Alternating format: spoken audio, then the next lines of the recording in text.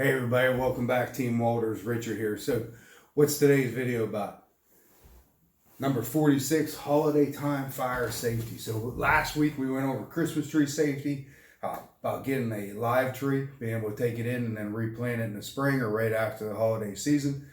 We talked about the tree safety, about what to do and what not to do with Christmas trees. The best Christmas tree, in my opinion, is an artificial one. You can reuse it over and over again. You don't have to keep worried about it keeping it water. So today we're going to talk about holiday Christmas time fire safety.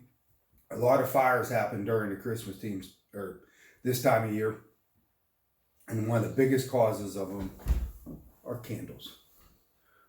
More than half the fires during this time of year for the Christmas season are candles. So we're going to go over some fire safety tips about using candles, all kinds of different kinds of candles, this kind of candle, this kind of candle. So we're going to go over it. If you leave the room, you just want to blow it out. So if you light a candle, which we'll light one. You know what? I'm going to use this one to light it. You just stick it in there like that as a base for it. You leave the room, you just blow it out. We went over that in some other videos, but I can't emphasize that enough. And then when you are using candles, you're using this candle, you want to keep everything at least a foot away. This is an 18-inch roller. No, correction, 16-inch roller. But we want to keep everything at least a foot away from this candle. Anything combustible is. You don't want to burn candles on shelving. You want to keep them down in the open, and that means a foot higher than this. I don't burn anything underneath my cupboards or on shelves or anything like that. I keep it down on a hard surface and a flat surface. If it doesn't have a candle holder, that's a next recommendation, is to have a candle holder like these ones. I don't have candle holders for. Look, I'm all festive. Ain't that nice? I'm all festy. So those who know me are going to be laughing about that. But if I don't have a holder for these, you can stick a plate under a cooking pan and keep it somewhere on a flat, hard surface. So, because you don't want them tipping over easy. Light candles carefully. Like I got a long sleeve shirt on. If I'm lighting a candle, I want to be careful that I don't catch this. If you have long hair, which I do not, thank you. You want to be careful when you're bending over to light these, because you don't want to catch your hair on fire with lightning. And then you definitely don't want to burn the candles all the way down. And these ones, especially these glass ones you can get at the dollar store or places like that, you don't want to burn that all the way down. What happens is these have been known to burn all the way down, heat this glass up, and it actually does a little like explosion, if you would. So, but you don't want to burn them all the way down. Once they get so far down where there's not very much more material left, you want to blow it out.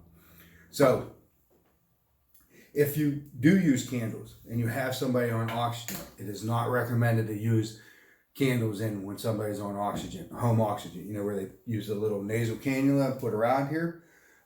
What happens is the oxygen saturates everything and makes it easier it supports combustion. So things that wouldn't normally catch fire with just a touch of a flame will all of a sudden burst because they're full of enriched oxygen. So you don't want to use candles with somebody using home oxygen.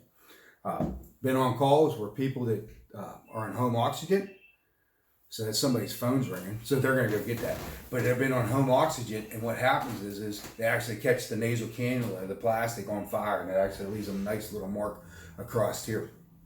If you have a power outage, it's better to use flashlight, battery-powered lighting than using candles. The reason for that is you light a candle in a room, you go to another room for a reason, the power comes on, you forget about that candle burning in the other room where you were. You forget about it, maybe you had something to do, you go do it, you come home, something bad could happen. So you don't want to use candles because you forget about them during a power outage. Now let's talk about kids and candles. You never want to leave a kid in the same room with a candle burning unattended. Kids are naturally curious about candles, matches, and lighters. And that's something else we want to do. We want to make sure we put lighters, matches, these type of matches, all kinds of matches, and lighters. You want to make sure you put them up high and out of the way, or in a lock cabinet, somewhere where the kids can't reach them readily. That is a huge thing. Kids are naturally curious. I think we were all naturally curious about fire. We're going back to the caveman time. So some facts real quick. December is a peak month for home candle fires. That is a peak month.